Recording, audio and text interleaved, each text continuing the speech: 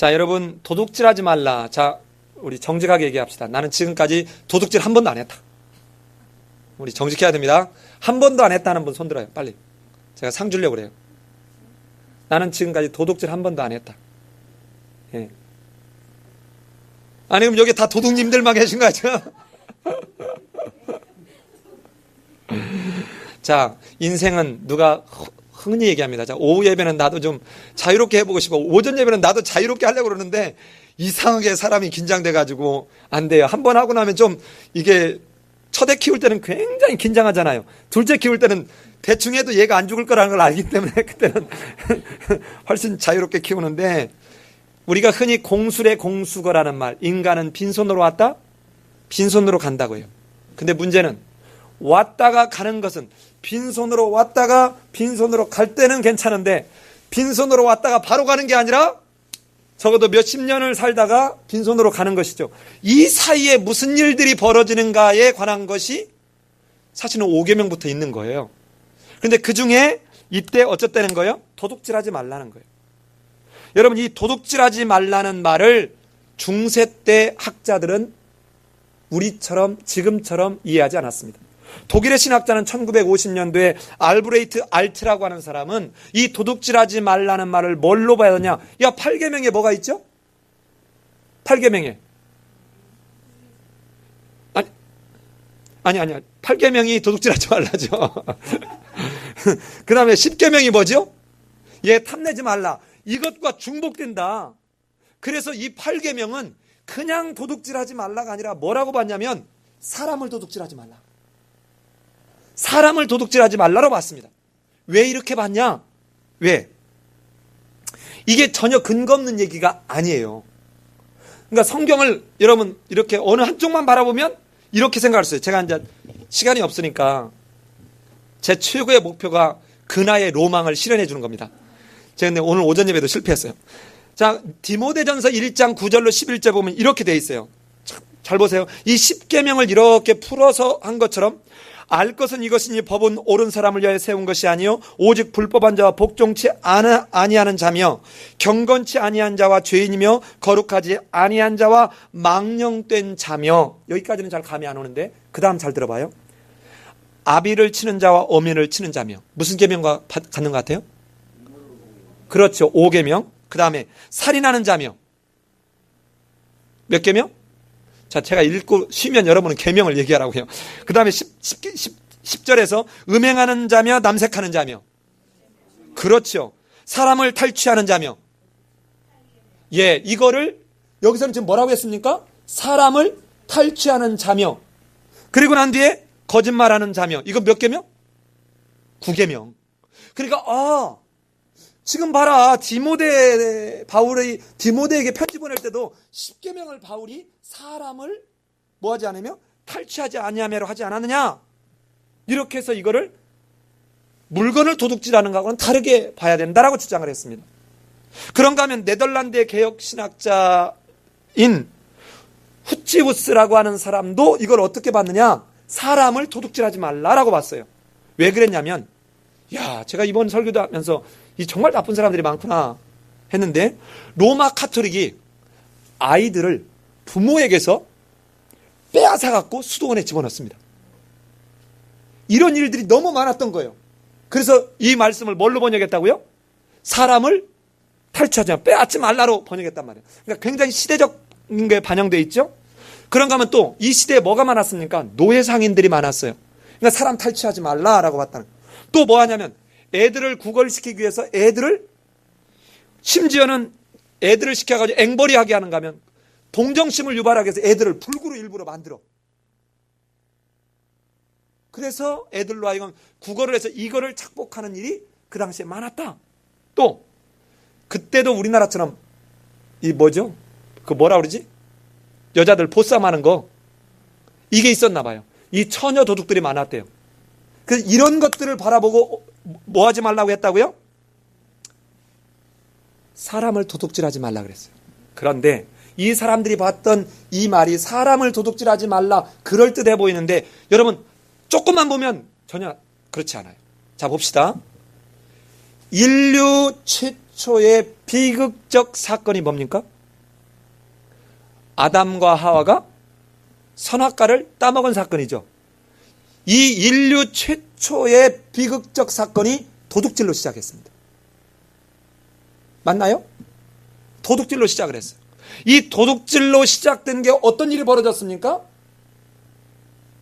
고통과 아픔과 애통함을, 죽음이라고 하는 고통, 수고해야 되는 고통, 힘듦을 인간이 초래하게 됐는데, 이 창세기에서 시작한 훔쳐먹은 이 선악과를 따먹지 말라는 말을 도둑질하는 그 마음으로 따먹은, 이게 실제로 도둑질이에요. 도둑질. 하나님이 절대로 따먹지 말라고 했음에도 불구하고 따먹는 이 인륜에서 들어온 고통이, 요한계시록 21장에 가면 이 고통이 없어지는 것으로 마무리가 됩니다. 21장,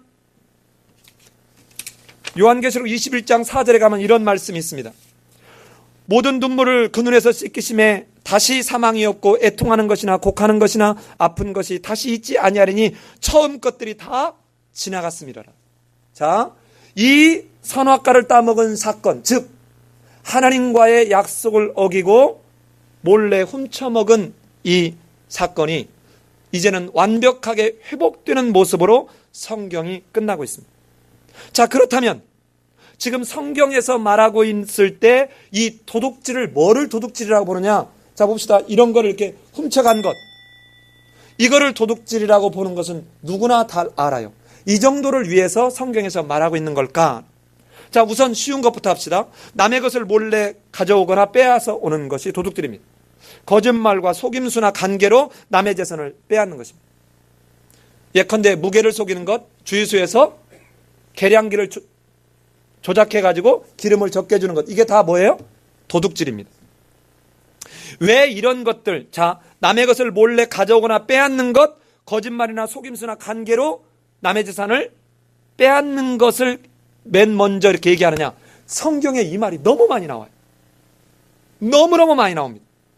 신명기부터 시작해서 쭉 그 어디까지, 저 선지서에 가면 이제 막 차고 넘칠 만큼 이 무게를 속이는 것, 저울을 속이는 이야기들이 수없이 등장합니다. 그런가 하면 또 다른 이 그 성경상에 등장하는 이 도둑질하는 게 뭐냐면 지나치게 세금을 많이 거두는 것. 이 대표적인 사람이 누구였습니까? 누구요? 사울. 예, 삭개오. 또 누가 있죠? 헤롯 대왕이 이랬습니다. 헤롯 대왕. 왜냐하면 그 건축물들을 짓기 위해서 또 이 로마에다 바쳐야 되는 세금에다가 자기 이익을 위해서 너무 과중한 세금을 먹인 거예요. 자, 여러분 성경에서 보면 결코 이거 좋게 얘기하지 않습니다.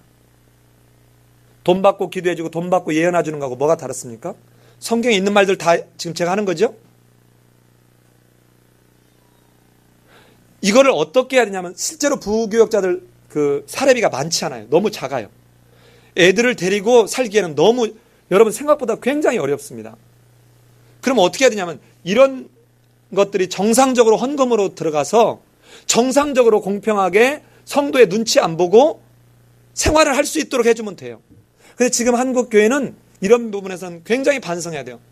담임 목회자에게 제왕적 대접을 해주고 부교역자들한테는 거의 이제는 이 뭐라고 해요? 그 뭐라 그러죠?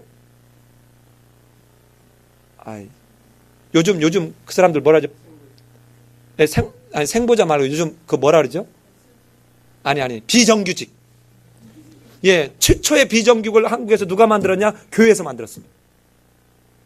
어느 날 담임 목사님이 이번 달까지만 있고 나가 하면 끝이에요. 그거 끝입니다. 우리 교회는 혹시 물론 저보다 이 교회에 더 오래 계실 분이 충분히 계셔야죠. 제가 나간 뒤에 다른 분이 담임 목회자라고 부교육자가 와도 꼭 제가 꿈꾸는 우리 목회자는 뭐냐? 담임 목회자냐 부교육자냐고 상관없이 호봉제로 하는 겁니다. 호봉제로 하면서 예를 들어서 아이를 키우면 그 아이의 애가 많으면 예를 들어서 5명을 애를 두고 있다 그러면 이 집은 생활비가 더 들을 거잖아요. 그러면 담임 목회자보다 더 받을 수 있는 거예요. 뭐 이상해요? 꼬우면 여러 번 나오면 되잖아. 그리고 예를 들어서 대학을 보내고 고등학교를 보내고 해서 그때 돈이 많이 들 때는 거기에 맞게끔 사례비를 더 줘서 물질적 어려움 때문에 궁핍함 당하지 않도록, 부교역자라고 해서 그러게 안 되도록 이렇게 해주면 돼요. 꼭 제가 혹시 없거나 먼저 하늘나라 가거나 하더라도 삶의 예배경에는 꼭 이렇게 하기를 바랍니다. 왜 대답이 없어요? 그건 우리 뜻대로 안 되니까. 자, 이처럼 뭔가 추가적으로 세금이나 준조세 같은 것을 거두려고 하는, 이것이 교회에서도 있어서는 안 되고 국가에서도 있어서는 안 돼, 이런 일들이 굉장히 많았다는 거예요. 그래서 에스겔서 45장 9절에서는 이렇게 얘기합니다. 나 주 여호와가 말하노라. 이스라엘의 치리자들아, 너희에게 족하니라. 너희는 강포와 겁탈을 제하여 버리고 공평과 공의를 행하여 내 백성에게 토색함을 그칠지니라. 협박하고 공갈치고 등쳐가지고 끄집어내지 말라는 거예요. 이런 거 하지 말라는 것입니다. 그 다음에 성경에서 또 많이 나오는 게 뭐냐면 과다한 폭리 취하지 말라는 거예요. 이 대표적인 게 뭡니까? 예수님이 성전에 들어갔을 때 이 돈 바꾸는 환전상들, 그 다음에 짐승하는 이런 사람들 폭리 취하는 거 보고 들렀지요? 이런 거 하지 말라는 것입니다. 그 다음에 또 성경에서 어떤 게 나옵니까? 마음을 훔치는 것도 도둑질입니다. 마음을 훔치는 거. 이게 누굽니까? 다윗의 아들 압살롬이 백성들에게 재판하면서 자기가 아버지를 어떻게 하고 왕이 될 요량으로 재판하면서 싹 백성들의 마음을 훔치지요. 그렇죠? 예. 자, 이런 내용들이 성경에 나오는 도둑질하는 내용입니다. 도둑질하는. 자, 그런데 이 도둑질하지 말라, 이 말에서 하고자 하는 말을 칼빈은 우리 장로교회에 어찌 보면 큰 신학적 틀을 만들었다고 하는 칼빈은 이 도둑질하지 말라는 말을 어떻게 이걸 보고 있는지를 봅시다. 그러니까 도둑질하지 말라가 이렇게 우리가 생각하는 것처럼 진짜 남의 것을 훔쳐오는 것 정도를 도둑질로 봤을까? 그렇게 보지 않고 이렇게 봤습니다.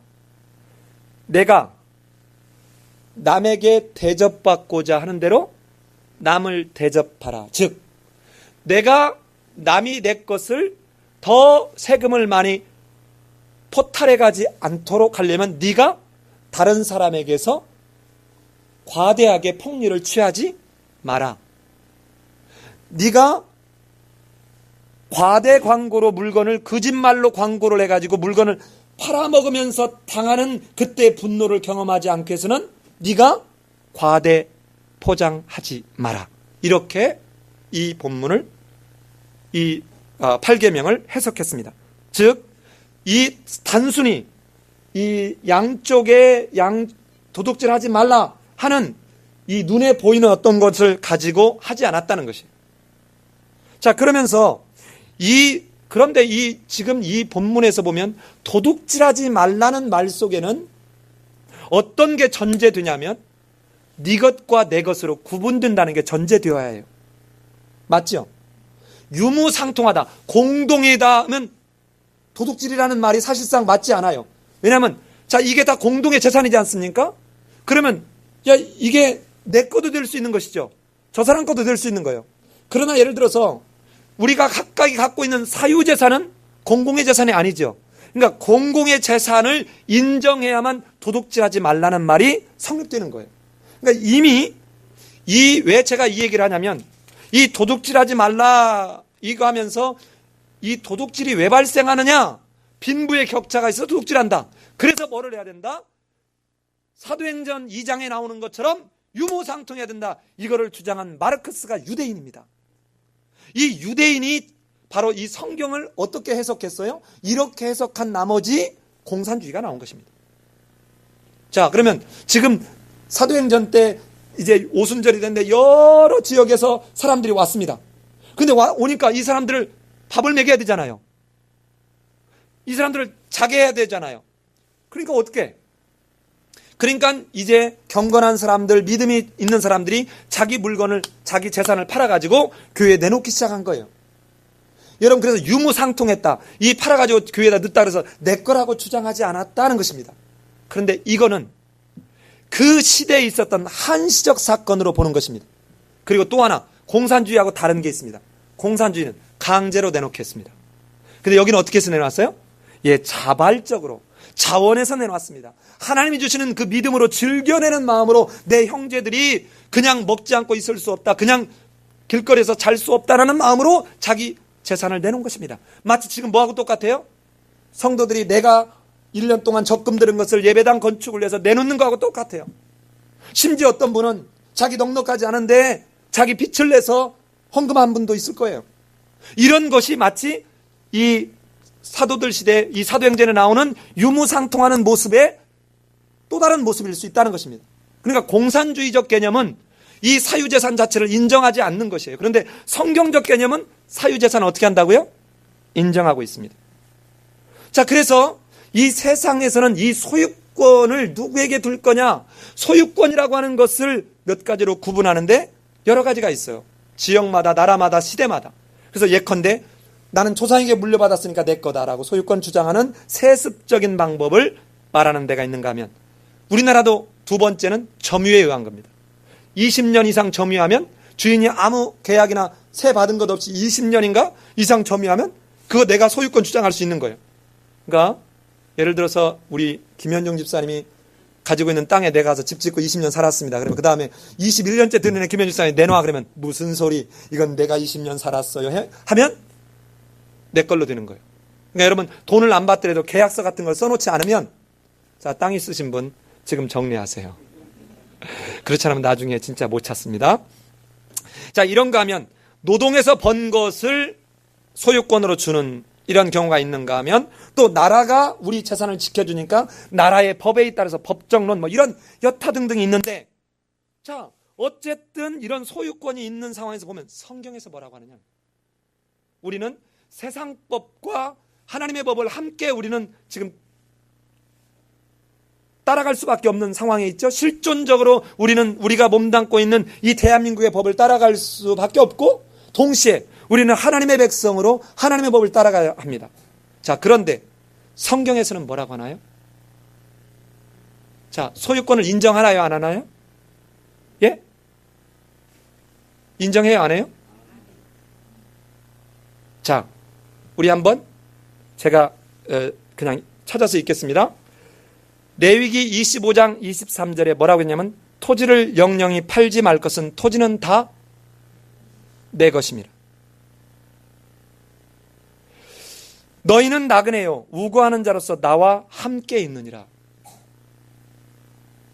이스라엘은 지금도 토지를 팔지는 않습니다. 그냥 건물을 사고 팝니다. 싱가포르는 국토의 85%를 국가에서 갖고 있답니다. 대한민국은 상위 5%가 전 국토 유효 면적의 거의 95%를 갖고 있답니다. 정말 웃지 못할 일이죠. 제가 봤던 통계 중에 하나는 뭐 어린 아이 이름으로 되어 있는 게 뭐 몇백 채? 자, 그 중에 만약에 믿는 사람이 적어도 20% 정도는 존재하겠죠.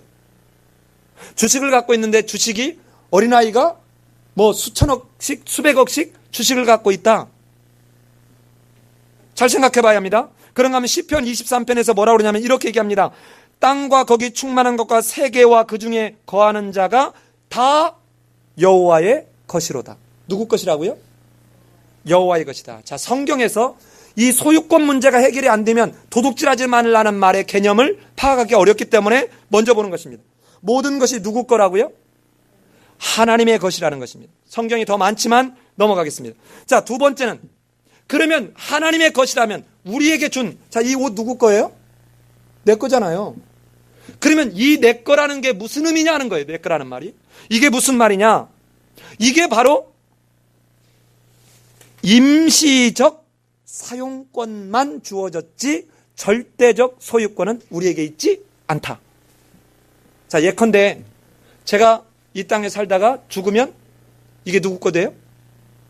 누구 거 될지 내가 알아요, 몰라요? 내가 간섭도 할 수 있어요, 없어요? 없어요. 이것을 기가 막히게 훈련하게 한 내용이 레위기 25장입니다. 그게 뭡니까? 희년입니다. 자, 7년이 되면 어떻게 해요? 7년이 되면 예를 들어서 빚을 탕감해주고 25년이 되면 토지나 그러니까 이때 토지는 뭐냐면 지파별로 줬던 이 토지를 이렇게 내가 렌트해서 임차해서 하다가 50년이 되면 희년이 되면 7년씩 7번 하고 그 다음에 50년째 되는 해가 되면 돌려주는 거예요. 노예를 해방시켜주는 것입니다. 그러면서 뭐를 연습하게 해요?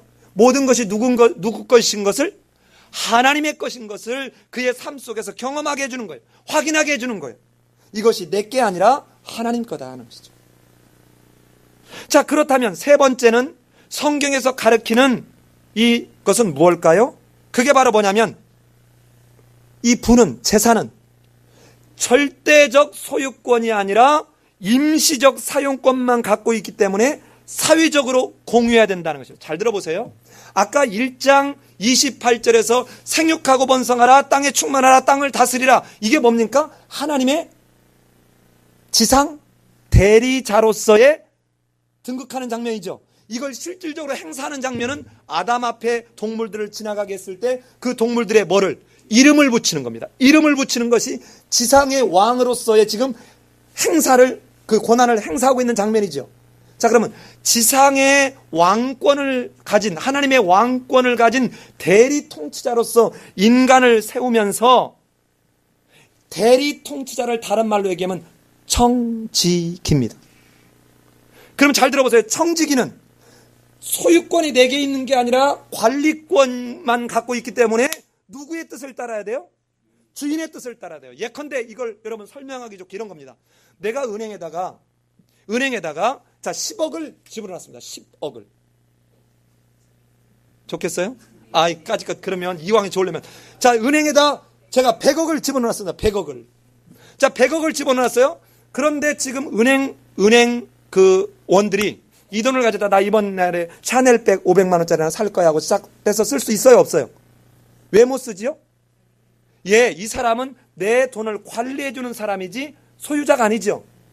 바로 우리도 하나님이 이 땅에 맡겨준 청지기 관리자이지 소유자나 기다 아니다?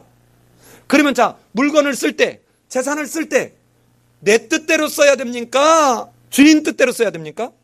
주인 뜻대로 써야 돼요. 이 주인이 뭐라고 하느냐? 이거는 좀 찾아봐야 되겠어요. 신명기 23장 24절 25절 신명기 23장 24절 25절 자 같이 한번 읽습니다. 시작.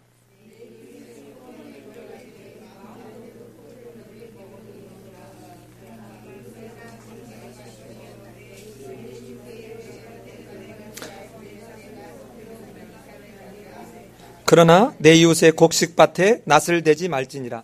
자 보십시오. 지금 분명히 누구 포도밭이에요? 예를 들어 내 포도밭인데 옆 사람이 와서 따먹는 것은 못하게 해라, 내버려둬라. 자, 이 사람, 이 말은 재미로 와서 따먹는 얘기를 하는 게 아니라 정말 그 사람이 먹고 살 수 있도록 하는 것에 대해서는 베풀어라, 베풀지 말라. 이게 뭐다? 주인의 뜻이다, 이 말. 자, 그렇다면 도둑질하지 말라는 말은 잘 들으세요. 잘 들으세요. 내가 지금 남의 물건을 훔친 것만이 도둑질이 아니라 지금 주인이 뜻대로 포도밭에 있는 포도를 어려운 사람이 먹도록 한 걸 못 먹게 하면 이게 뭡니까? 이게 하나님의 뜻을 도둑질하는 거라 그 말입니다. 자, 우리가 도둑질하지 말라는 의미를 비단 어디 가서 누구 걸 훔치는 것만을 도둑질로 보는 것은 성경을 굉장히 이기적으로 보는 것이라는 말. 자, 그렇다면 하나님이 나만 누리라고 이것을 준 게 아니라는 것입니다. 자, 우리 이왕의 신명기를 갔으니까 15장 6절을 한번 갑시다. 15장 6절 한 절만 더 봅시다. 자, 우리 근하의 로망을 실현시켜줘야 되는데 15장 6절부터 9절까지 한번 제가 6절을 읽을 테니까 여러분이 7, 8, 9절을 한번 읽어보십시오. 내 하나님 여호와께서 내게 허락하신 대로 내게 복을 주시니 주시리니 내가 여러 나라에 구워줄지라도 너는 꾸지 아니하겠고 내가 여러 나라를 치리할지라도 너는 치리함을 받지 아니하리라.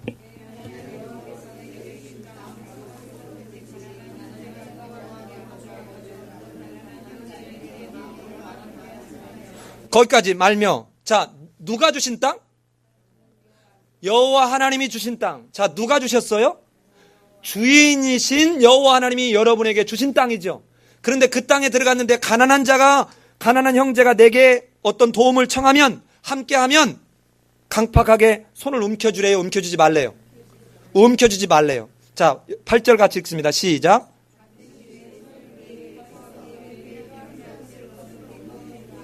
자, 그가 정말 필요로 한 것을 요구할 때는 손을 움켜주래요? 구워주래요?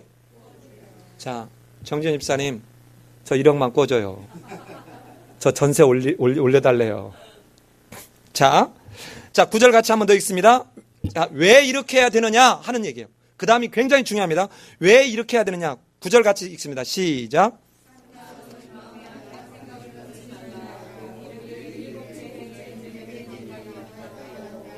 내 궁핍한 형제에게 악한 눈을 들고 아무것도 주지 아니하면 그가 너를 여호와께 호소하리니 내가 죄를 얻을 것이라.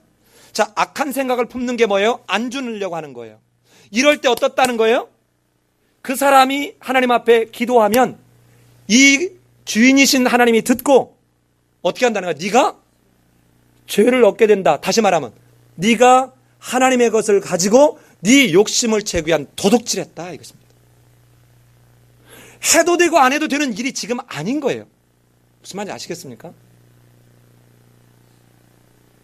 자, 이거를 또 그 10절 이유는 제가 한번 읽어볼게요. 너는 반드시 그에게 구제할 것이요. 너는 선택적으로 구제하래요? 반드시 하래요? 반드시 구제할 거예요. 구제할 때는 아끼는 마음을 품지 말 것이니라. 어떻게 하라고요? 아끼는 마음을 품지 말 것이니라. 이로 인하여 내 하나님 여호와께서 내 범사와 내 손으로 하는 바에 그렇게 하면 하나님이 뭐를 주겠대요? 복을 주겠대요. 자, 그러면 우리 인간적 논리로 보면 내가 갖고 있는 돈 중에 100만 원을 주고 200만 원을 주고 1000만 원을 주면 내가 어떻게 내 가산이 쪼그라들어야 되는데 하나님은 어떻게 하겠다는 거예요? 복을 주시겠다는 거예요. 이 복은 우리가 가지고 있는 무슨 관념적 복이 아니라 실존적 복도 주시겠다는 것입니다. 11절에서는 이렇게 합니다. 땅에는 언제든지 가난한 자가 그치지 아니하겠으므로. 자, 하나님이 다 알고 계시잖아요. 땅에는 언제든지 가난한 자가 그치지 아니하겠으므로 내가 내게 명하여 이르노니 너는 반드시 내 경내에 내 형제의 곤고한 자와 궁핍한 자에게 내 손을 뭐 할지니라? 펼지니라. 자, 그렇다면 이제 현대 오늘날 우리가 사는 시대의 도둑질이 뭔가를 한번 몇 가지를 사례로 봅시다. 자, 잘 들으시고 우리 삶이 예배인교회 성도들은 이런 일이 없기를 바랍니다. 첫 번째, 세금 적게 내려고 온갖 생쇼하는 것 하지 마십시오. 여러분, 세금을 적게 내려고 하지 말고 세금을 많이 냈다는 말은 세금 낸 양이 많아요? 벌은 양이 많아요? 벌은 양이 많아요. 그리고 어떻게 해요? 세금을 많이 내려고 해요. 세금을 많이 내려고. 아니, 자, 하나님의 백성이 지상의 나라의 혜택을 봐야 돼요. 지상의 나라가 하나님의 나라의 백성한테 혜택을 봐야 돼요. 두말하면 입 아프지요?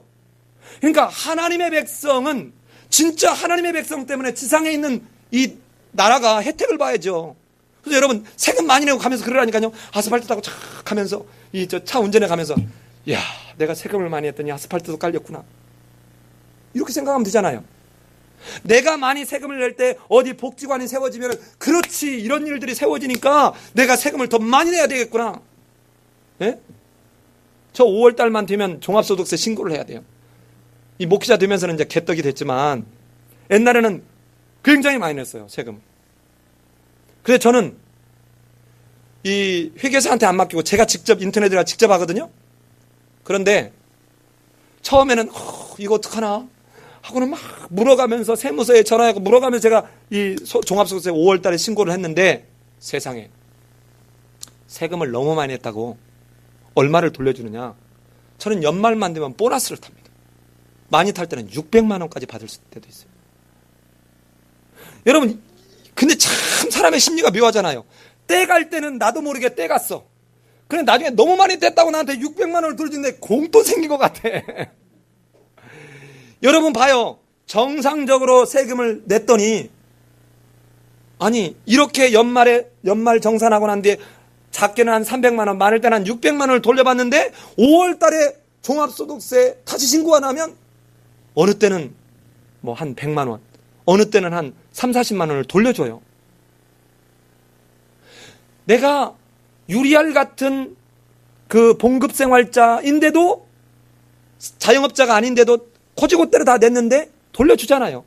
돌려준다는 말은 많이 냈으니까 돌려주기도 하지만 그만큼 내가 그동안 세금을 냈다는 건 많이 벌었다는 거잖아요. 그죠? 많이 벌었다는 거예요. 아니 그렇다고 내가 뭐 엄청 버는 건 아니에요. 괜히 또 오해하지 마시고. 아니 나는 진짜 그 강의가 좀 빨리 많이 들어와서 앵벌이라도 좀 했으면 좋겠어요. 8월 전에 이 전세금을 올려줘야 될 텐데. 하여튼 자, 첫 번째 세금을 적게 내려고 온갖 쇼부리는 탈세, 도둑질입니다. 자, 도둑질이에요. 없는 것 막 끄져 집어대가 하는 거 도둑질입니다. 두 번째, 부동산 투기, 도둑질입니다. 자, 아파트 막 하는 거. 두 번째, 세입자한테 집 갖고 있는 분들 예를 들어서 전년에 한 것에서 10% 이상 정도를 올리면 이것도 역시 도둑질하는 거하고 똑같아요. 자, 이건 내 말이 아니라 성경 내가 읽어줄게요. 이사야 5장 8절에 가옥에 가옥을 연하여 전토에 전토를 더하여 빈틈이 없도록 하고 이 땅 가운데서 홀로 거하리 하는 그들은 화 있을진저. 내 말이에요. 이사야서에 나와요? 안 나와요? 나오죠. 이게 뭔 줄 압니까? 오늘날 얘기하면 쪽방집 만들어가지고 우리나라에 이런 사람이 있었어요. 이게 누구였냐? 여러분, 나는 그분이 교회를 다니는지 안 다니는지는 모르지만 제가 엊그저께 SBS에서 하는 뭐 희망 2030인가 하는 뭐 이런 그 아프리카 탄자니아인가? 아니 파키스탄 여긴데 애가 집에 불이 나가지고 이 손이 녹아버렸어요. 한쪽은 손이 완전히 없고 탤런트가 가서냐 그걸 하더라고요. 이 손이 이렇게 붙어버렸어요. 이 붙어가지고 이걸 가지고 유리에서 이렇게 걸으면 이 유리 그에 발이 막 이렇게 찢기고 있는데 피가 절절 나. 그런데 얘가 뭐를 하냐, 그 유리 속에서 나뭇가지를 가지고 이렇게 파가지고 뭐를 하냐면 숯을 찾아내는 거예요. 숯. 이 숯을 찾아내면 하루에 잘 벌으면 우리 돈으로 얼마를 버느냐? 200원, 250원을 벌어. 그래서 이 수입이 한 달에 얼마 정도 그 집안 식구들이 하면 얼마를 버느냐? 우리 돈으로 약 2만 원을 버는 거예요. 2만 원. 그런데 그 사는 집은 우리로 보면은 그 개집만도 못해. 천막 이렇게 했는데 막 흙바탕에서 있는 이 천막촌을 한 달 내는 렌트비가 얼마냐? 10,000원이에요. 그거를 점심에 혼자 내가 집에 있으면 그거를 이렇게 보는데 우느라고 밥을 못 먹겠더라고요. 근데 내가 그걸 보면서 내가 지금 뭐 하고 있나? 내가 뭐 하고 있나 싶어요. 아니 정말 내가 그래서 지난주에 우리 저 예배 끝나고 정은혜 집사님, 정주환 집사님하고 방전사님이 저 앉아가지고 내가 지금 뭐 하고 있는지 모르겠다. 나의 지금 이 말씀을 증거하는 것 또한 회칠한 무덤 같은 짓은 아닐까. 여러분 이걸 보면서 제가 얼마나 질렸는지 몰라요. 우리 지금 구제비가 1,200만 원이나 모아져 있습니다. 이거 어떻게 할 겁니까? 구제비가 1,200만 원이나 모아져 있어요. 여기 지금 밥 굶는 분들이 있어요? 이 아이처럼 이게 붙어가지고 목숨을 걸고 가서 수술 하루에 250원 정도를 건질 만한 그런 어려운 분이 있습니까? 그런데 오늘날 지금 저 고시촌이라 이런 데 가보세요. 우리나라 타닥타닥타닥타닥타닥 해가지고는 불나면 다 죽어버리게 생길 그 상황에 이걸 만들어 놓고 난 뒤에 이 중에 20%는 믿는 사람일 거예요. 정말 오늘 여기에 우리 다른 교회 다니다가 그 목사님이 변하는 걸 보고 너무 고통스러워서 눈물로 2년을 세월을 보내다가 우리 교회를 한번 가보자고 하고 왔다는 거예요. 사무실에서 내내 우는 거예요. 여러분 정말 성경에서 말하는 건 뭡니까? 네 삶 속에서 하나님의 인애와 진실을 너는 스며내라. 진짜 네 삶 속에서 그걸 하라는 거예요. 근데 우리에게 이게 있냐고요. 아니, 제가 대학 교수고 집사람이 중등 교사인데도 2년에 5천만 원 올려달라면 앞이 깜깜해. 정말 둘이 버는 소득이 그 소득만 바라보면 적지가 않은데 한 달에 우리 손으로 손도 못 대고 나가는 돈이 거의 반 이상이 되는데, 그러니까 우리 생활비 말고, 그러면 둘이 벌고 대학 교수의 월급에 합쳐서 한 것을 가지고도 2년에 5천만 원 올려주기가 그렇게 버거운데, 근로자들을 향해서, 어려운 사람들을 향해서 시세가 이러니까 지금까지 1억에 살았는데 1억 5천으로 달라 하면 무슨 재주로 이 사람이 하겠냐고요. 나는 우리 삶 예배인교회 성도들 중에 혹시 집이 두 채 있거들랑, 여러분 절대로 이러지 마십시오. 절대로 이러지 마십시오. 성경적 아닙니다. 성경적 아닙니다. 에레미야 22장 13절에서 불의로 그 집을 세우며 불공병으로 그 다락방을 지으며 그 이웃을 고용하고 그 고가를 주지 아니하는 자에게 화 있을진저. 제가 어떤 사람을 봤냐면 어느 교회 집사예요. 어느 노예 무슨 주일학교 연합회 회장까지 했습니다. 그런데 뭐라는 줄 알아요? 내가 그 교회 질 때 가서 그 준공감사 안 나오는 것 가서 로비 갖고 했다는 거야. 이 말을 아주 자랑스럽게 무용담으로 얘기하는 겁니다. 지금 성경에서 말하고 있잖아요. 뭐라고 지금 얘기하고 있잖아요. 불의로 그 집을 세우며 불공평으로 그 다락방을 지으며 하나님의 예배당을 짓겠다고 하는데 하는 짓이 뭐냐는 거예요. 우리가 뭐가 세상하고 다릅니까? 이게 다 뭐라고 지금 얘기해요? 도둑질이라는 거예요. 도둑질이다. 세 번째는 임금 체불하는 것, 도둑질입니다. 임금 체불하는 것, 도둑질입니다. 이번에 우리 예배당 이 공사하면서 경험이 많은 우리 전사님이 계신 바람에 얼마나 힘이 됐는지 몰라요. 나한테 몇 가지 지침을 줬는데 그 중에 하나가 뭐냐면, 우리가 싸게 하는 대신 저쪽에서 요구할 때 그 공사비는 제때 꼭 줍시다. 연락 오면 직방이었습니다. 직방. 그러니까 저는 연락책이에요. 사실상 지급해야 되냐 마르냐는 우리 전사님이 딱 판단하는 거예요. 왜냐하면 전문가니까. 그러면 저는 알겠습니다 하고 우리 정혜수사는 전화장에서 어디 통장으로 얼마 입금해 주시죠. 아마 제가 잘은 몰라도 이렇게 신속하게 입금 처리를 해주는 데가 흔할까 싶어요.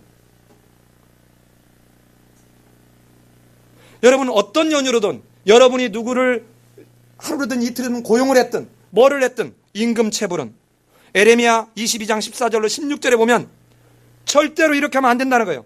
그는 가난한 자와 궁핍자를 신원하고 형통하였나니 이것을 알미 아니냐, 여호와의 말이냐. 무슨 말입니까? 가난한 자를 돕는 것이 여호와를 아는 것이라는 것입니다. 이렇게 하지 않는 게 뭐라고요? 도둑질하는 것이라는 거예요. 우리 학생들이 드려야 되는데 학생들이 지금 없어요. 네 번째는 남의 지식, 남의 기술 복사하는 것입니다. 레포트 베끼는 거예요. 숙제 베끼는 겁니다. 문대성이가 국회의원 됐는데 논문 남의 거 그냥 썼다는 거 아닙니까? 이게 뭐라고요? 도둑질이에요. 여러분 대한민국의 도덕성이 어느 정도 낮아졌는가 보세요. 지금 이것이 딱 매스컴에 나오면 스스로 부끄러워서 국회의원이 아니라 다 지금 내려놓고 가야 돼요. 그 옆에 누구? 김 뭐라고 하는 사람은 재수를 욕보이려고 했던 인간이 국회의원이 된 겁니다. 여러분 미국을 욕하지만 미국에서는 대통령 선거 후보가 되려고 한번 이렇게 시도해봤다가 베트남 여인을 베트남에서 불법으로 와가지고 불법 체류하고 있는 사람을 가정부로 썼다는 것만 드러나도 스스로 대통령 후보 경선에서 내려와요. 여러분 아니 우리 한번 생각해봐요. 예수 믿는다라고 하는 우리와 믿지 않는다는 그들과 지금 뭐가 다르냐고요. 왜 대한민국에 800만이 넘고 900만 정도의 크리스찬이 있는데 대한민국은 계속해서 가난한 사람들의 고통소리가 커집니까? 왜 끊임없이 압제를 당해요? 하나님의 말씀은 잠자고 있는 건가요? 하나님이 역사하지 않아요? 성령이 지금 주무시고 있어서 그런가요? 여러분, 다 좋습니다. 어디서든 남의 거 함부로 갖다 베끼거나, 예를 들어서 옷을 만드는 사람이 남의 디자인 갖다가 베끼는 것, 이거 도둑질입니다. 저는 우리 학생들한테 항상 학기 초에 엄포를 주는데, 레포트를 베끼면 나는 진본이 뭔지를 모르기 때문에 두 놈이든 세 놈이든 같은 레포트는 같이 F다. 그리고 4년 만에 졸업 안 시킨다. 이렇게 해도 베끼는 놈이 있어. 그리고 컨닝하다가 걸리면 내가 진짜 약속하는데 4년 만에 졸업 안 시킨다 해도 컨닝을 시도하는 애가 있어요. 그리고 걸리면 교수님 봐주세요. 봐주기는 뭘 봐줘. 여러분 잘 봅시다. 진짜 도둑질이 또 뭐 있습니까? 집단 따돌림입니다. 왕따 도둑질입니다. 다른 사람이 다른 곳에 함께 어울려야 되는 이것을 왕따시키는 것은 그 사람을 그 집단 속에서 존재하지 못하도록 그 사람이 누려야 될 권리를 도둑질하는 것입니다. 우리나라 선교사들이 우리나라네. 세계 선교사들이 한때 잘못했던 실수 중에 하나가 뭡니까? 이 자기 영토를 넓히는데 복음이라는 미명하에 앞장섰던 침략, 이것 또한 도둑질입니다. 지금 우리나라 이 문화재들이 일본에, 프랑스에, 영국에 이렇게 가 있는 문화재들 다 도둑질입니다. 도둑질이에요. 여러분 또 뭐가 도둑질입니까? 지연을 이용해서 승진을 시키고 안 시키고, 이 지연 이용해서 정상적으로 대접받아야 될 사람이 대접받지 못하게 하는 것 도둑질입니다. 나하고 같은 지역에 살기 때문에 내가 도와주는 것, 선의적인 융통성 범위를 지나는 어떤 것, 다른 사람이 상대적으로 불공평을 초래할 수 있는 것, 이것 다 도둑질입니다. 여러분 그거 어떻게 하면 되는 줄 아세요? 방법 알려드릴까요? 엄마가 쌀 한 푸대 사가지고 가면 그냥 8시간짜리 끊어줍니다. 이것이 도둑질이라는 겁니다. 도둑질이에요. 이거 하면 안 됩니다. 예수 믿는 사람들 하면 안 돼요. 다른 사람한테는 관대하고 나한테 엄격해야 됩니다. 학연, 내가 나온 학교 사람을 승진시켜주고 고가에 잘 주는 것, 이거 도둑질입니다. 독도를 일본 땅이라고 주장하는 것 도둑질입니다. 도둑질이에요. 이것도 역사적 기록에 나와 있는데. 자, 큰 5번째에서 이런 지금 앞에서 얘기했던 다 집단적 도둑질이죠. 우리 예수 믿는 사람들이 제일 약한 것 중에 하나가 이겁니다. 공용의 재산을 함부로 쓰는 것. 자, 여러분 죄송합니다. 상처받지 마십시오. 교회에 여러분 물건 집의 것만큼 아끼며 씁니까? 예를 들어서 휴지 빼쓰는데 집의 것만큼 크리넥스 아껴서 씁니까? 이거 다 여러분이 낸 헌금이고 옆에 있는 성도가 낸 헌금입니다. 이게 아무것도 아닌 것처럼 무절제하게 쓰는 것 역시 잘못된 것입니다. 잘못된 것입니다. 부실공사하는 것 잘못된 것입니다. 이거 도둑질하는 거예요. 다른 사람에게 정상적으로 돈을 받았는데 부실공사하는 것. 우리 교회도 지금 이 음향이 그 꼴 났어요. 공금횡령, 이거 도둑질입니다. 가짜 물건 만드는 것 도둑질입니다. 가짜 참기름, 가짜 고춧가루 도둑질입니다. 예를 들어서 유기농 아닌데 유기농이라고 파는 것 도둑질입니다. 진짜 도둑질이 뭡니까? 다른 사람의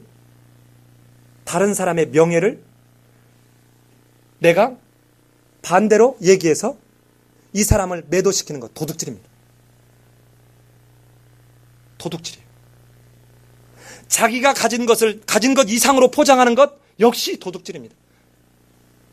여러분 민간 사회에서도 과대 광고 걸려요, 안 걸려요? 걸려요. 그런데 이것을 예수 믿는 사람이 너무 생각 없이 막 뻥치는 역시 도둑질입니다. 도둑질하지 말라는 것이 눈에 보이는 물건을 도둑질하고 남의 것을 훔친 것만이 도둑질이 아니라 지금 보십시오. 이 도둑질을 하는 그 근본 취지가 어디에 있습니까? 이것이 하나님의 것이라는 생각이 없기 때문에 그래요. 두 번째는 내가 청직이라는 생각이 없기 때문에 그래요. 나는 절대적 소유권을 가진 자가 아니라 임시적 사용권만 가진 자라는 것을 잊어버리서는 안 된다는 것입니다. 이제 하나를 살펴보면서 말씀을 마치려고 합니다. 그러면 성경에서는 진짜 부를 나쁜 걸로만 보느냐? 그렇지 않아요. 재산을 많이 갖고 있으면서도 하나님 앞에서 바르게 산 사람이 있습니다. 그 사람이 어떤 사람입니까? 아브라함입니다. 욥이에요. 솔로몬입니다. 가난한 자라고 해서 모두 착취해서 이렇게 된 것이냐? 그렇지 않아요. 그래서 잠언에서는 손을 게으르게 놀리는 자는 가난하게 되고 손이 부지런한 자는 부하게 된다. 제가 주변에서 가난한 사람들을 보면, 이렇게 보면 정말 하는 일마다 안 돼서 어려움을 겪는 사람도 있는가 하면 정말 본인에게 문제가 있음을 깨닫지 못하는 사람들도 종종 보게 돼요. 여러분, 결코 가난한 사람은 이 착취를 당해서, 부자들에게 착취를 당해서 그렇게 된 것이 아닙니다. 그럼에도 불구하고 성경 전체에서는 이 부에 대해서 부정적으로 말하고 있어요. 약대가 바늘기로 들어가는 것이 부자가 하늘나라에 가는 것보다 더 쉽다. 돈이 일만하게 뿌리다. 이런 말씀을 하면서 얘기하고 있습니다. 자, 그렇다면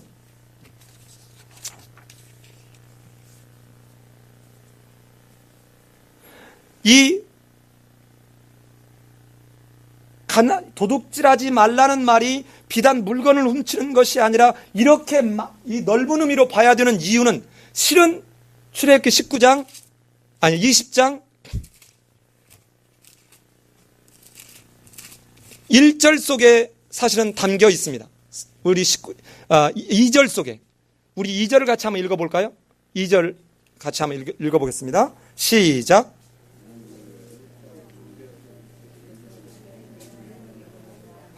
자, 너가 어떻게 종에서 자유자가 되었느냐? 네가 어떻게 적과 꿀이 흐르는 땅을 선물로 받았느냐? 이것을 항상 잊어버리지 마라. 그러면 이 도둑질하지 말라의 의미는 내가 받은 것이니까 아까 말한 대로 주인의 뜻대로 사용해야 된다는 것이에요. 사용해야. 나는 다만 청지기일 따름이다. 그렇다면 이 8계명을 지키는 보다 적극적 의미가 무엇일까? 즉 도둑질하지 않기 위해서 어떻게 해야 될까? 이것을 성경적으로 한 몇 가지를 살펴보고 말씀을 마치려고 합니다. 첫 번째는 도둑질하지 않기 위해서 열심히 일해야 합니다. 열심히 일해야 합니다. 내가 도둑질하지 않기 위해서는 열심히 일해야 해요. 부모에게 지나치게 의존하는 것도 도둑질입니다. 어머니 아버지가 애써서 버는 것이지 그것이 내 노동의 대가가 아닙니다. 우리 젊은이들 여기 동수 주영이가 들어야 돼요. 어떻게 들어야 됩니까? 한나 준섭이가 들어야 돼요. 엄마 아빠가 버는 돈을 왜 내가 나이키며 내가 유명 메이커를 사는데 그렇게 혈안이 돼야 됩니까? 엄마 아빠가 사준다고 해도 아니오라고 얘기하죠. 그건 엄마 아빠가 번 돈이니까. 미국에 가봐요. 중학생부터 자기 돈을 벌기 시작해요. 자, 봅시다. 두 번째는 제가 그 성경 구절이 있는데 못 읽겠어요. 시간이 없어. 데살로니가전서 4장 11절에 자기 일을 하고 너희 손으로 일하기를 힘쓰라. 열심히 일하라는 거예요. 열심히 일하라. 두 번째는 자기 가진 것에 만족할 수 있어야 됩니다. 빌립보서 4장 12절에서 내가 비천에 처할 줄도 알고 풍부에 처할 줄도 알았다. 비천에 처할 줄만 아는 것이 아니라 풍부에 처해도 절제할 줄 알아야 돼요. 여러분, 그래서 교회에 올 때 고급 옷 입고 오면 안 된다는 것입니다. 여기다 보석을 더덕더덕 달고 오면 안 된다는 거예요. 가난한 사람이 왔을 때 그건 상처가 될 수 있다는 것입니다. 우리는 남을 살필 수 있어야 돼요. 이게 진짜 하나님의 말씀을 알아가는 사람들의 모습이에요. 교회에서조차도 이 훈련이 안 된다면 과연 세상 속에서 뭐를 할 수 있을까요? 세 번째는 낭비하지 말아야 합니다. 하나님이 주신 것을 내 거라고 해서 내게 지금 관리권을 줬다고 내 마음대로 낭비하면 안 됩니다. 검소하고 절제해야 합니다. 뭐라고 합니까? 고린도전서 7장 31절에서 세상 물건을 쓰는 자들은 다 쓰지 못하는 자같이 하라. 이 세상의 형적은 지나감이라. 네 번째는 자신의 필요를 넘어 다른 사람을 돕기 위해 일하라고 말합니다. 여러분, 이 말씀은 반드시 읽어야 될 필요가 있습니다. 에베소서 4장 28절 갑니다. 에베소서 4장 28절. 에베소서 4장 28절. 자, 같이 한번 읽습니다. 시작.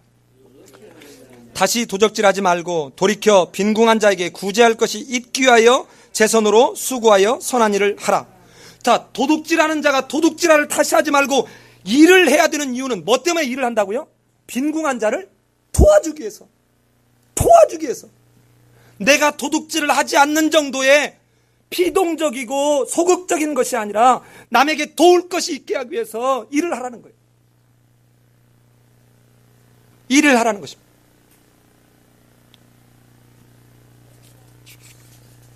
여러분, 누가 여러분 집에 오면 때가 가까이 오면 절대로 그냥 돌려보내지 마십시오. 우리말 속담에 어디에서 인심 난다고 그래요? 예, 쌀독에서 인심 난다고 합니다. 이 인심이 이 코 밑에서 난다는 말도 있죠. 코 밑에. 코 밑이 어디죠? 입 아닙니까? 입. 여러분, 정말 열심히 일하고 정말 절제하고 정말 검소하게 살아야 되는 이유는 내가 이렇게 해서 부자 돼가지고 내가 뭔가 성공했다, 나는 고급차 탄다, 이러기 위해서가 아니라 정말 나에게 이런 물질을 주시고 이런 물질을 벌 수 있도록 내게 건강을 주시고 지혜를 주시고 능력을 주신 그 주인 되신 하나님의 명령을 따라 쓸 수 있게끔 하기 위해서. 이제 말씀을 마치려고 합니다. 왜 이렇게 우리는 비단 도둑질하지 않는 정도가 아니라 남에게 오히려 도둑질하지 않는 정도가 아니라 구제하기 위해서 해야 되느냐? 바로 이게 고린도 후서 8장 8절로 9절에서 나와 있는 말씀인데 제가 한번 읽어보겠습니다. 9절에 이렇게 되어 있습니다. 우리 주 예수 그리스도의 은혜를 너희가 알거니와 부유하신 자로서 너희를 위하여 가난하게 되셨다는 것입니다. 자, 보십시다. 예수 그리스도가 하나님과 본체신데 동등됨을 취할 것으로 여기지 아니하시고 부유하신 자로서 스스로 자기가 가난하게 돼서 이 땅에 와서 인간의 몸으로 십자가에 달려 죽어주셨다는 거예요. 이것을 경험한 자는 우리가 제자의 그 길을 가는 길, 이게 바로 십자가의 도 아닙니까? 이게 도둑질하지 말라는 것입니다. 여러분, 이 설교를 할 때 굉장히 제가 고민했습니다. 여러분, 오해하지 말고 들어보세요. 가령 예를 들어서 보십시다. 내가 무언가를 해야 될 일을 하지 않았을 때는 옆에 있는 어떤 사람이 더 많은 시간을 투자해야 되고 더 많은 물질을 투자해야 되는 것입니다. 그럼 어때요? 결국은 예를 들어서 나는 내가 주변에 있는 교회 어디다 얘기해도 우리 교회 같은 교회가 없어요. 어떻게 1년 넘게 성도들이 다 반찬을 싸갖고 오냐고요. 근데 여러분 생각해 보세요. 그 중국 고사에 나온 것처럼 왕이 포도주를 가져오세요, 내일 가져오세요 했더니 그 다음날 주전자는 다 갖고 왔는데 따라보라니까 아무도 안 갖고 왔어. 그래서 보니까 아니, 병조는 이조가 갖고 올 줄 알았어. 이조 판서는 예조 판서가 갖고 올 줄 알았어. 그 왕이 아무도 갖고 온 사람이 없는 거예요. 만약에 반찬해 옵시다 했는데 아무도 반찬을 누군가 해오겠지 하고 했다면 똑같은 상황이 벌어질 수 있는 것이죠. 이걸 바꿔서 얘기해 볼까요? 반찬을 해오는데 나는 안 해온다 그러면 누군가에게 나는 짐을 더 얹혀주는 결과를 초래한다는 것입니다. 이게 반찬을 해왔냐 안 해왔냐의 문제가 아니에요. 이 예배 공동체에서 그런 훈련을 통해서 세상 속에 가서 이렇게 우리는 빛에 든 자녀로 살아야 된다는 것입니다. 이것을 성경에서는 이 훈련을 어디서 하라고 하느냐? 예수 그리스도에게 내가 구원을, 예수 그리스도의 부유함을 스스로 낮춰서 가난하게 된 자로서 우리를 구원하신 그 예수님을 통해서 구원받은 자의 이 실생활에서의 훈련을 뭐라고 부르냐면 헌금으로 보고 있습니다. 하나님께서 말라기에서 뭐라 하느냐면 너희가 나를 사랑하지 않는다. 너희가 내 율례와 규례를 지키지 않는다. 그렇게 했더니 이 사람들이 뭐라고 3장에서 얘기합니까? 우리가 어떻게 해야지 그러면 하나님의 율례로 돌아가리까? 그랬더니 하나님이 이렇게 얘기합니다. 사람이 어찌 하나님의 것을 도적질하느냐? 그렇지만 이스라엘 백성들이 우리가 뭐를 도둑질했습니까? 하고 물었어요. 그때만 너희 곧 온 나라가 나의 것을 도둑질하였으므로 너희가 저주를 받았느니라. 그 도둑질한 게 뭐냐? 이는 11조와 헌물이라. 여러분, 우리 교회가 헌금 설교를 지난 1년 4개월 동안 오는 동안 헌금 설교를 하던가요? 자, 여러분, 헌금은 목회자가 말해서 되어지고 말 안 해서 안 되어지고 이 문제가 아닙니다. 여러분, 지금 무엇을 연습하라는 거예요? 여기서 이 헌금은 11조든 일반 헌금이든 이 모든 물질의 소유자가 주권이 하나님께 있다는 고백을 드리는 거예요. 이 대표적인 게 11조입니다. 그러면 지금 뭐를 훈련하라는 것입니까? 내가 구원받은 그 감격이 그리스도의 부요함을 가난하게 하는 것처럼 내가 그 그리스도의 주권과 그 그리스도의 은총을 고백하는 거예요. 이게 헌금입니다. 이런 마음으로 하지 않는 헌금은 여러분 안 하셔도 돼요. 그렇게 안 모여져서 이 교회가 유지가 안 되면 하나님의 뜻일 거라고 저는 생각합니다. 그런데 이렇게 훈련하는 이 모습은 교회를 위해서 남을 위해서가 아니라 본인을 위해서 그렇다는 것입니다. 본인을 위해서. 성경 여기저기서 말합니다. 출애굽기 23장 15절에서 너희는 빈손으로 내게 보이지 마라. 신명기 16장에서 각 사람이 여호와께 보이되 공수로 여호와께 보이지 말고 각 사람이 내 하나님 여호와의 주신 복을 따라 그 힘대로 물건을 드릴지니라. 이렇게 말했습니다. 자, 그럼 보십시오. 잘 들으세요. 헌금을 드릴 때 공수로 하지 말라. 너는 정말 성막을 지을 때 즐겨내라고 그랬습니다. 어떻게 내라고요? 즐겨내고 자원하는 자에 내는 것을 받으라 그랬어요. 그런데 제가 이번 이 설교를 준비하면서 깜짝 놀랐습니다. 이전에 왜 이게 연결이 안 되는지 몰라요. 하나님이 거하실 성막을 지을 때 즐겨내는 자에게 받으라.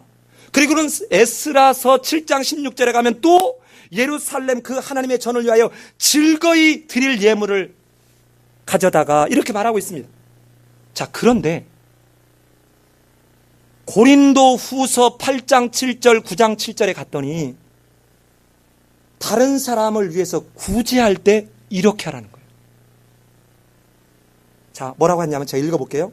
오직 너희는 믿음과 말과 지식과 모든 간절함과 우리를 사랑하는 이 모든 일에 풍성한 것 같이 이 은혜에도 풍성하게 할지니라. 이게 뭐냐면 예루살렘 교회가 기근과 가뭄에 어려움을 겪었다고 하고 지금 연보내자 하는 거거든요. 이때 어떻게 하라고요? 풍성하게. 그런다면 고린도 후서 9장 7절에서는 동일한 지금 연보 얘기를 하면서 뭐라 하냐면 각각 그 마음에 정한 대로 할 것이요 인색함으로나 억지로 하지 말지니 하나님은 즐겨내는 자를 사랑하시느니라. 자, 여러분, 제가 지금 헌금을 설교하고 있습니까? 아니면 하나님이 우리에게 맡겨주고 말씀하시고 부탁하시는 삶을 말하고 있습니까? 헌금을 드리거나 성막을 짓는 성전을 짓는 그런 예물을 드리는 것과 동일하게 구제를 하고 사람을 도울 때 같은 마음으로 하라는 것입니다. 이 연습을 뭐를 통해서 하는 거예요? 헌금을 드리는 것을 통해서 이 마음을 헌금을 드릴 때 내가 어떻게 구원받았는가 예수 그리스도의 부요함이 가난하게 되는 과정을 통해서 했기에 내가 헌금을 드리는 것처럼 구제를 어려운 사람을 돕는 것을, 가난한 사람을 돕는 것을, 과부를 돕는 것을, 고아를 돕는 것을 그렇게 하라는 것입니다. 이제 우리 교회 1년 넘었습니다. 구제헌금이 1200만가량 모아졌습니다.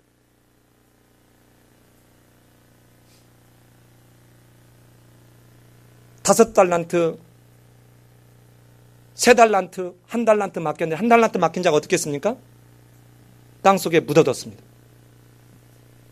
혹시 우리는 $1달란트를 땅에 묻어두고 있는 그런 모습은 아닐까요? 개척교회인가 안 됩니까? 사람이 적어서 안 됩니까? 옆에 있는 지금 우리보다 불과 한 20명 많은 교회는 권사님 한 분하고 전도사님 한 분, 여자 전도사님이 해서 옆에 있는 독거노인들 반찬을 교회에서 한 달에 얼마씩 대고 반찬을 공급하고 있답니다. 제가 벤치마킹 하려고 알아보기 시작했습니다. 여러분, 도둑질 하지 말라는 말은 눈에 보이는 정도가 아니라 정말 하나님이 우리에게 베풀어 주신 그 은혜를 기억하면서 하나님의 뜻대로 사용하지 않는 것, 행하지 않는 것들이 도둑질하는 것을 우리 기억하시면서 삶의 예배인교를 통해서 하나님이 이루실 일들이 이루어져 가기를 예수님의 이름으로 기도합니다. 우리 같이 한번 기도하겠습니다.